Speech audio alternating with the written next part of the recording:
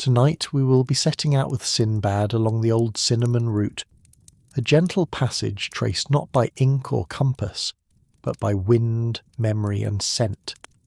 The journey begins far from any familiar shore, on an open stretch of sea where the water lies dark and smooth like polished stone. Above, the sky is wide and patient, scattered with stars that shine softly as if they have nowhere else to be. The ship drifts forward without effort, its hull rocking in a slow, steady rhythm, carrying the quiet promise of something ancient and warm waiting to be found. As you settle in, breathe slowly, listen gently, and subscribe for more calm bedtime stories like this one. Sinbad stands near the mast with his eyes half closed, recognizing a fragrance carried on the night air. It is cinnamon, faint yet unmistakable, threading through salt and breeze like a memory returning in sleep. He does not question it or chase it. He knows this scent marks the beginning of an old route, one followed only by travellers willing to trust patience more than speed. The old cinnamon route never appears on ordinary maps. It reveals itself only to those who move carefully and listen deeply. During the day, the sea remains wide and even, reflecting sunlight in long, shimmering bands that drift and fade. At night, the warmth in the air deepens and the cinnamon scent returns, never demanding attention, only offering direction. Sinbad has learned that when he tries to hurry, the trail disappears, but when he relaxes and listens, the sea carries him exactly where he needs to go. Days pass in a quiet rhythm shaped by sunrise, shared meals and long stretches of silence. The crew follows Sinbad's calm lead, moving without urgency. Voices soften, laughter becomes quieter, and even footsteps seem lighter on the deck. The ship itself feels aware, gliding smoothly as though the water recognizes its respectful pace. There are no storms, no sudden changes, only the steady sense of being guided. One evening, as the sky turns amber and violet, something unusual appears on the water ahead. Thin curls float past the bow, pale and delicate. They are fragments of cinnamon bark, carried far from their origin by currents and time. They spin slowly on the surface, never clumping, never sinking, as if following a quiet agreement with the sea. Sinbad watches them drift by and feels a gentle gratitude rise within him. That night, the wind shifts almost imperceptibly. The sails adjust, and the ship follows without resistance.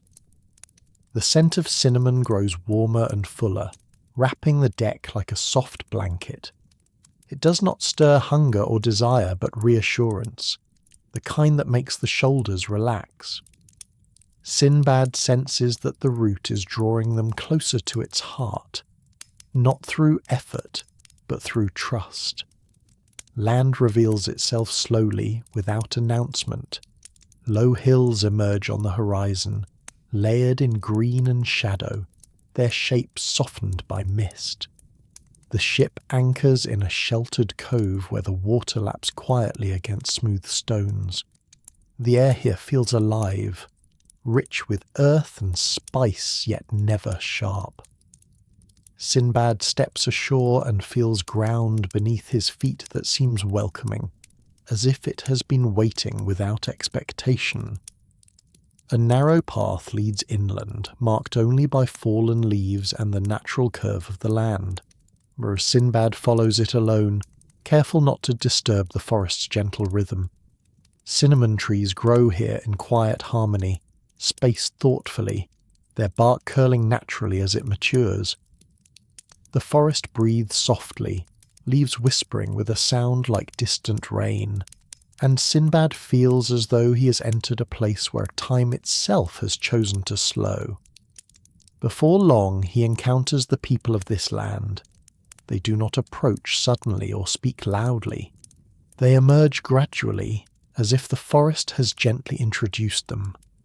Their clothing is simple, woven from natural fibres, and their movements are calm and precise. They greet Sinbad with nods and warm expressions, offering water cooled in clay vessels and a place to rest beneath broad leaves that filter moonlight softly. An elder sits among them, posture relaxed, hands resting peacefully.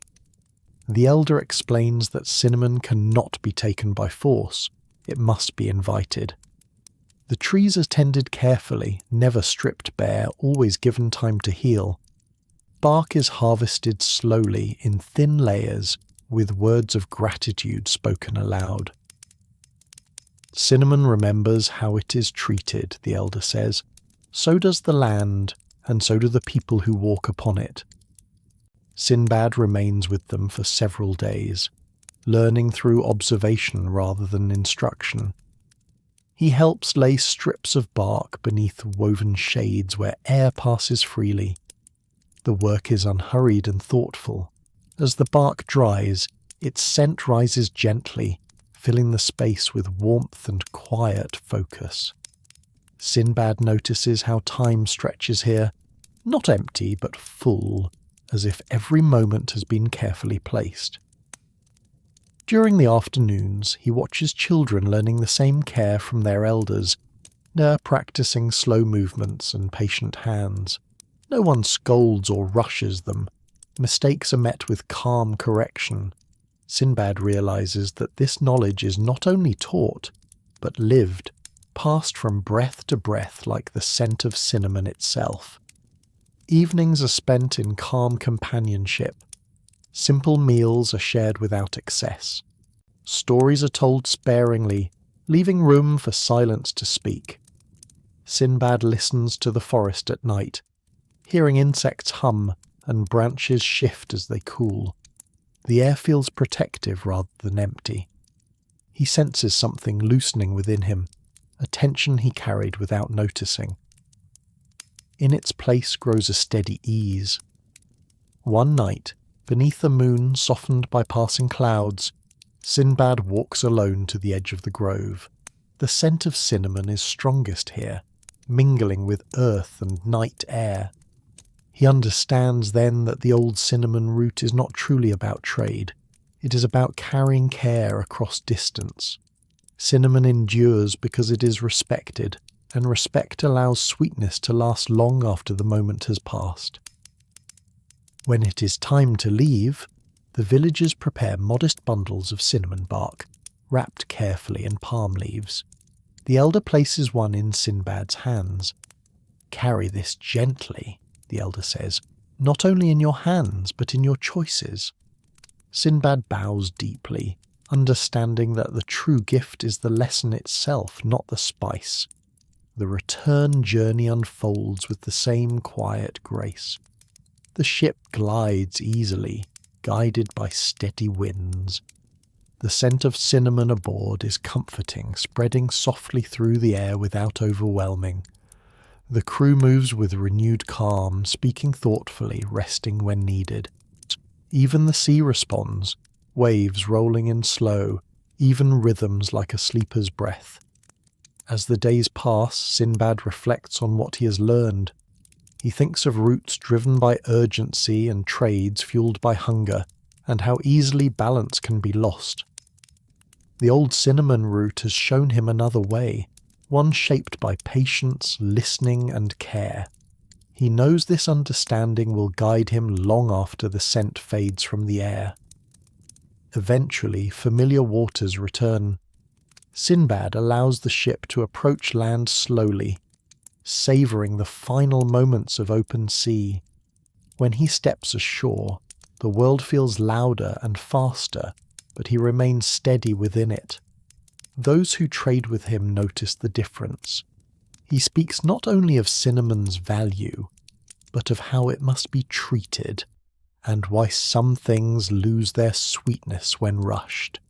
And now, as your breathing softens and your thoughts grow light, imagine that old cinnamon scent drifting gently through warm night air, guiding travellers who move with care. May that calm path carry you into rest, reminding you that the sweetest things arrive slowly, and that sleep, like cinnamon, comes best when welcomed with patience and kindness.